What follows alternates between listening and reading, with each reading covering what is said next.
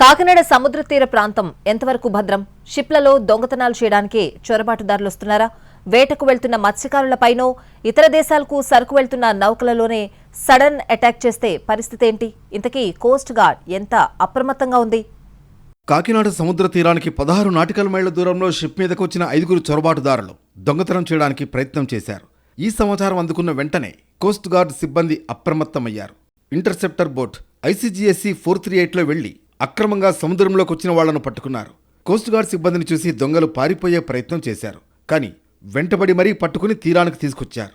ఆ తర్వాత port police స్టేషన్లో ఫిర్యాదు చేశారు. మత్స్యకారులు మత్స్య సంపద కోసం 100 కిలోమీటర్ల మేర సముద్రంలో ప్రయాణం చేస్తారు. సముద్రం లోపలికి వెళ్లే కొద్దీ తమ పంట పండుతుందని భావిస్తారు. రోజుల తరబడి కడలిలోనే ఉంటారు. అయితే చొరబాటుదారుల విషయం తెలుసుకుని ఉలిక్కిపడ్డారు. కోస్ట్ గార్డ్ భద్రత ఉన్నప్పటికీ చాలా మామూలుగా వచ్చి చోరీలకు యత్నించడంపై ఆందోళన చెందుతున్నారు. అయితే అసలు ఆ చొరబాటుదారులు ఎవరు, ఎక్కడి నుంచి వచ్చారనేది ఇప్పటి వరకు కోస్ట్ గార్డ్ క్లారిటీ ఇవ్వలేదు.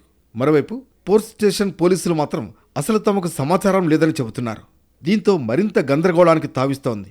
షిప్ మీదకు చొరబడ్డవారు దొంగతనాల కోసమే అయితే అది వేరే విషయం. కానీ ఇది దేశ భద్రతకు సంబంధించిన విషయం కాబట్టి తీవ్ర స్థాయిలో చర్చకు దారితీసింది. కాకినాడ పోర్టులో ఎగుమతులు దిగుమతులు నిత్యం జరుగుతూ ఉంటాయి. షిప్లలో కోట్ల రూపాయల విలువైన సరుకు ఉంటుంది. జాలర్లు కూడా లక్షల రూపాయల విలువ చేసే మత్స్య సంపదను తీసుకొస్తూ ఉంటారు. తీర ప్రాంతంపై కోస్ట్ గార్డ్ అధికారుల నిఘా నిరంతరం ఉంటుంది. ఎప్పటికప్పుడు మానిటరింగ్ చేస్తారు. అనుక్షణం అత్యంత అప్రమత్తంగా ఉండే కోస్ట్ గార్డ్ కళ్లు కప్పి మరీ తీర ప్రాంతానికి 16 నాటికల్ మైళ్ల దూరం వరకు ఎలా చేరుకున్నారనేది దర్యాప్తులో తేలాల్సి ఉంది. షిప్లో ప్రయాణించాలంటే దానికి సంబంధించి ఖచ్చితమైన డేటా ఉండాలి. కానీ దీనిపై ఇంకా స్పష్టత ఇవ్వలేదు. ఒకవేళ లోకల్గా ఉన్నవాళ్లే దొంగతనాలకు ఈ విధానం ఎంచుకున్నారంటే దానికి సంబంధించి వివరాలైనా ఉండి తీరాలి. కానీ చొరబాటుదారులు ఎక్కడి నుంచి వచ్చారనే దానిపై ఇంకా విచారణ జరుగుతోందంటున్నారు అధికారులు. ఏ ఉద్దేశంతో కాకినాడ తీర ప్రాంతానికి వచ్చేందుకు యత్నించారనేది తేలితేనే కానీ చొరబాటుదారుల యత్నంపై ఉత్కంఠ వీడేలా లేదు.